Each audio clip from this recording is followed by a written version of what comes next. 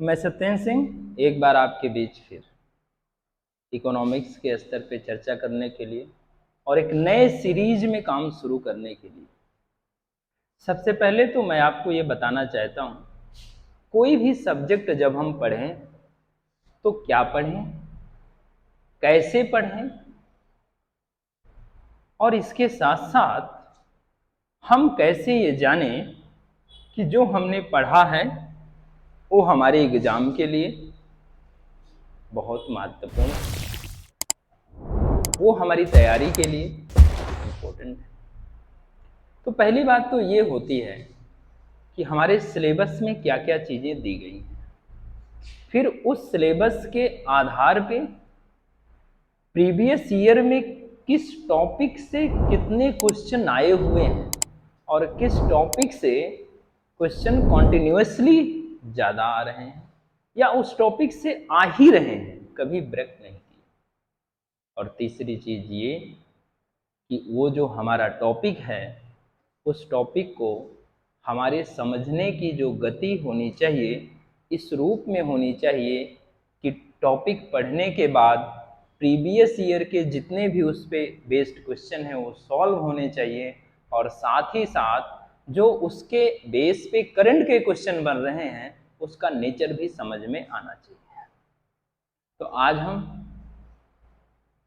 इसी चीज को ध्यान में रखते हुए एक इम्पोर्टेंट टॉपिक की शुरुआत करते हैं और ऐसे धीरे धीरे हम प्रत्येक टॉपिक को लेंगे, उस टॉपिक को लेंगे, उसके स्तर पे आए हुए जो प्रीवियस ईयर के क्वेश्चन हैं वो चाहे बड़े एग्जाम के हों या छोटे एग्जाम के हों, हम सभी को लेंगे और देखेंगे अगर किसी टॉपिक को हमने सही से पढ़ा है, कॉन्सेप्ट क्लियर है, तो एग्जाम बड़ा हो या एग्जाम छोटा हो उस क्वेश्चन को हम बहुत अच्छे तरीके से हैंडल कर सकते हैं। और किसी चीज को हमने सही से नहीं पढ़ा, सही से हमने समझा नहीं, कॉन्सेप्ट हमारा क्लियर नहीं हुआ, तो एग्जाम बड़ा हो या छोटा हो नहीं कर पाएंगे।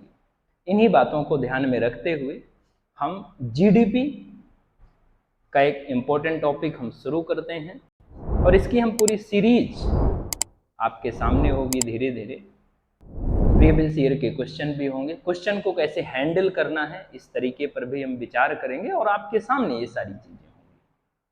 तो आइए, GDP, grass domestic product, GDP कहते किसे हैं? जीडीपी किसी भी घरेलू सीमा के अंदर,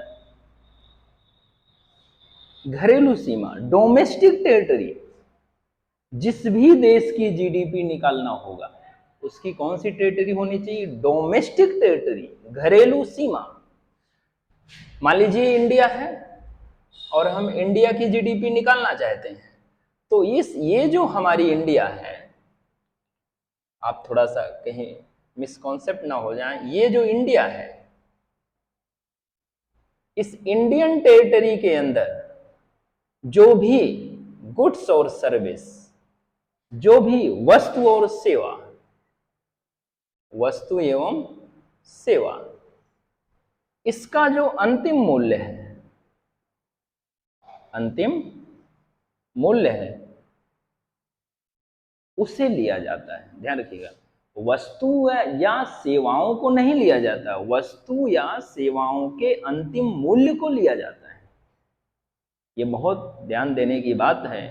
एक ही वस्तु हो सकता है दो बार प्रयोग में आए, तो उसका जो फाइनल वैल्यू है वो हम लेंगे। तो डेफिनेशन ध्यान से समझना है, किसी भी घरेलू सीमा के अंदर, किसी भी देश की घरेलू सीमा के अंदर वस्तु एवं सेवाओं का जो उत्पादन किया जाता है उसका जो अंतिम मूल्य होता है उसी को हम क्या कहते हैं? जीडीपी कहते हैं, ग्रास डोमेस्टिक प्रोडक्ट कहते हैं। साथ ही साथ ये हमें जानना है कि अब यहाँ जो प्रोडक्शन हो रहा है, जो हमारा जीडीपी हो रहा है, जो हमारा जीडीपी वस्तु और सेवा का उत्पादन हो रहा है, इस सेवा के उत्पादन में घरेलू सीमा के क्षेत्र के अंदर हमारे घर के लोग भी हो सकते हैं, हमारे देश के लोग भी हो सकते हैं और बाहरी लोग भी हो सकते हैं। तो हमें यहाँ पे केवल ये देखना है, व्यक्ति कोई भी हो, कंपनी कोई भी हो, संस्था कोई भी हो, अगर वो हमारे घरेलू सीमा के अंदर उत्पादन कर रही है, हमारे डोमेस्टिक टेरिटरी के अंतर्गत प्रोडक्शन कर रही है, तो वो जो भी प्रोडक्शन हो रहा है उसका अंतिम मूल्य जो है वो हमारा क्या होगा, जीडीपी होगा। तो मेरे ख्याल से आप ये डेफिनेशन समझ गए होंगे। इसके बाद हमें ये देखना है इस जीडीपी का इंपॉर्टेंस क्या है, जीडीपी का महत्व क्या है, जीडीपी की काउंटिंग की क्यों जाती है। तो देखिए, सबसे पहले किसी भी देश की अर्थव्यवस्था की प्रगति जानना है, उसके ग्रोथ रेट का मूल्यांकन करना है, उसके ग्रोथ रेट को जानना है, तो इसके लिए हमें जीडीपी को जानना बहुत जरूरी है। तो हम लिख सकते हैं जीडीपी का महत्व या उपयोग, importance of the GDP. What is the importance of the GDP, why we calculate GDP. तो पहला हम देखेंगे जीडीपी का जो सबसे चर्चा का विषय होता है,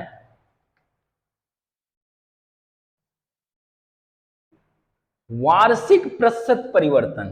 किसी भी अर्थव्यवस्था की ग्रोथ रेट, किसी भी अर्थव्यवस्था मतलब इकोनॉमी, वो इंडियन इकोनॉमी हो, अमेरिकन इकोनॉमी हो, कोई भी हो, तो हम इंडिया के बारे में ज्यादा ध्यान देंगे। तो अगर हमारे देश की अर्थव्यवस्था, किसी भी अर्थव्यवस्था में वृद्धि अर्थात ग्रोथ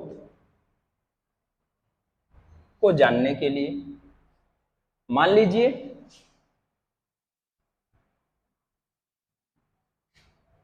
हमारे यहाँ पे 100 रुपए का प्रोडक्शन हुआ पिछले वर्ष, और अब इस वर्ष मान लीजिए 107 रुपए का प्रोडक्शन हुआ। कितने रुपए का, 107 या 108 मान लो। तो 107 का ये जो पिछले वर्ष कितना था 100, और इस वर्ष कितना हुआ 107, तो कितने परसेंट ग्रोथ हुआ, 7%। तो मतलब इसका मतलब हमारी जीडीपी का ग्रोथ रेट क्या है, 7%। और ये जो ग्रोथ रेट है ये परिमाणात्मक अर्थात मात्रा को दिखाती है, मात्रात्मक दृष्टिकोण को ये रिप्रेजेंट करती है। अर्थात यहां पे हम ये जान सकते हैं कि हमारी अर्थव्यवस्था में वृद्धि तो हुई है, हमारी जीडीपी 100 से 107 तो हुई है, लेकिन क्या जीडीपी वृद्ध होने से हमारे यहां पे गुणात्मक परिवर्तन हो रहे हैं, क्वालिटेटिव चेंज हो रहे हैं, गरीब और अमीर के बीच की खाई का जो अंतर है वो कम हो रहा है, ये जो जीडीपी वृद्ध है क्या जो गरीब लोग हैं उनके हित में है या उनके अहित में है, इस चीज का पता नहीं लगा सकते। किससे, जीडीपी से। अर्थात जीडीपी से केवल मात्रा का पता चलता है, क्वालिटी का पता नहीं चलता। अर्थात you can say that by the GDP we can know the growth, not development. अब यहां ध्यान से देखना है, इसका मतलब दूसरी बात आप लिख लीजिए, इससे मात्रात्मक परिवर्तन का पता चलता है।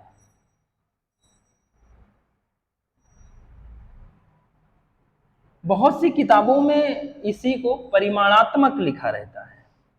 क्या लिखा रहता है, परिमाणात्मक। इंग्लिश में इसी को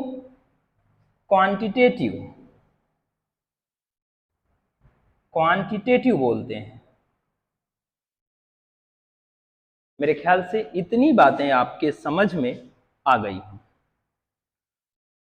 अब अगली जो बात है, तीसरी बात, विभिन्न अर्थव्यवस्थाओं की तुलना जब हम करते हैं, तो जीडीपी के आधार पे करते हैं। जैसे आपने देखा होगा कि इंडिया और भारत की जब तुलना होती है तो ये होता है वहाँ की जीडीपी इतना बढ़ रही है, वो जीडीपी बढ़ने का ग्रोथ रेट ये है।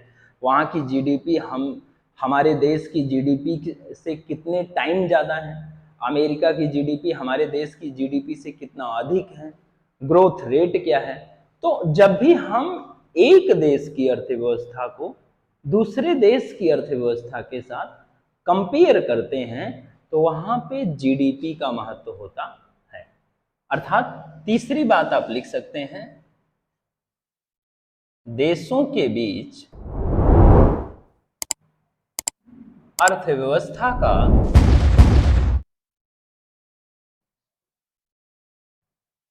तुलनात्मक अध्ययन के लिए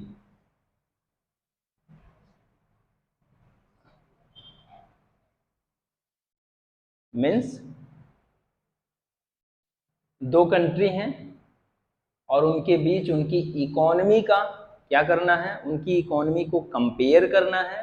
तो किस आधार पे करेंगे, किस बेस पे करेंगे, वो जीडीपी के आधार पर ही हम उस चीज को कंपेयर करेंगे। ये हमें ध्यान में रखना है। कुछ यहाँ बातें हैं भारत के आधार पे, आप इसे नोट्स भी बोल सकते हैं कि पीपी के आधार पे और प्रचलित विनिमय दर एक्सचेंज रेट,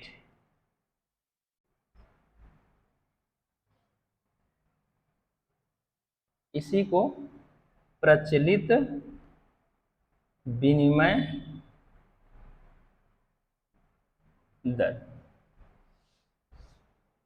विनिमय दर के आधार पे और परचेजिंग पावर पैरिटी, इसको हम क्रय शक्ति के आधार पे, ठीक है ना, क्रय शक्ति के आधार पे और एक्सचेंज रेट प्रचलित विनिमय दर के आधार पे हमारी क्या कंडीशन है। तो क्रय शक्ति के आधार पे हम पूरे विश्व में जो हमारी अर्थव्यवस्था है वो तीसरे स्थान पे है, थर्ड रैंक। और प्रचलित विनिमय दर के आधार पे जो हमारी अर्थव्यवस्था है वो 6 स्थान पे है, 6। तो इतनी बातें हमने देखा जीडीपी के स्तर पे। अब इसके साथ हमें ये देखना है, हम धीरे धीरे इसके और भी आयाम को देखेंगे, लेकिन अब जीडीपी का जो कैलकुलेशन होता है कैसे होता है और इसकी कितनी विधियां हैं ये भी हमें जानना है और ये भी हमें समझना है। तो आइए इसके बारे में हम जानते हैं। तो जीडीपी का कैलकुलेशन 3 विधि से होता है।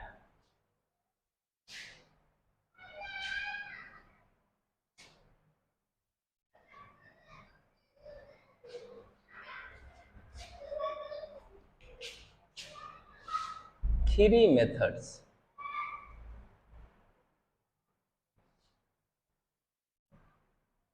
3 विधि है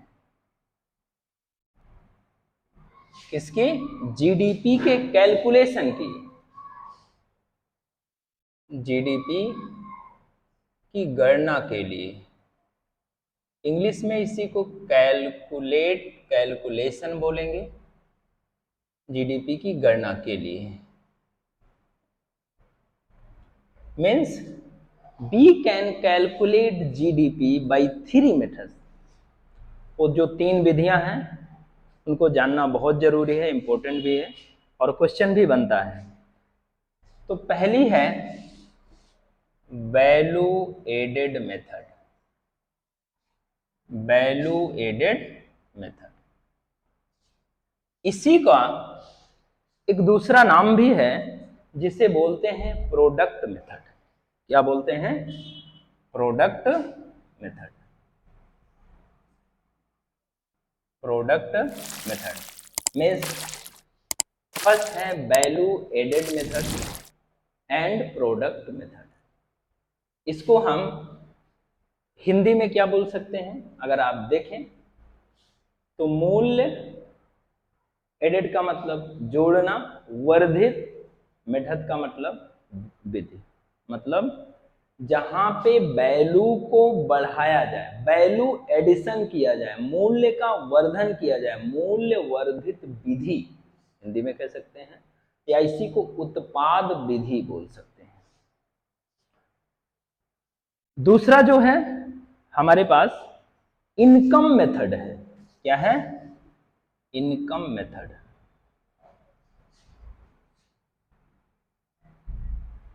इसको हिंदी में बोलते हैं आय विधि।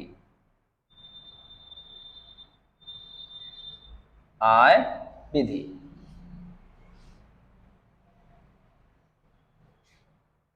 और इसको आप वैल्यू एडेड मेथड को हिंदी में मूल्य एडेड का मूल्य वर्धित विधि या मूल्य वृद्धि विधि ऐसे भी कह सकते हैं, मूल्य वर्धित विधि। इसी को उत्पाद विधि।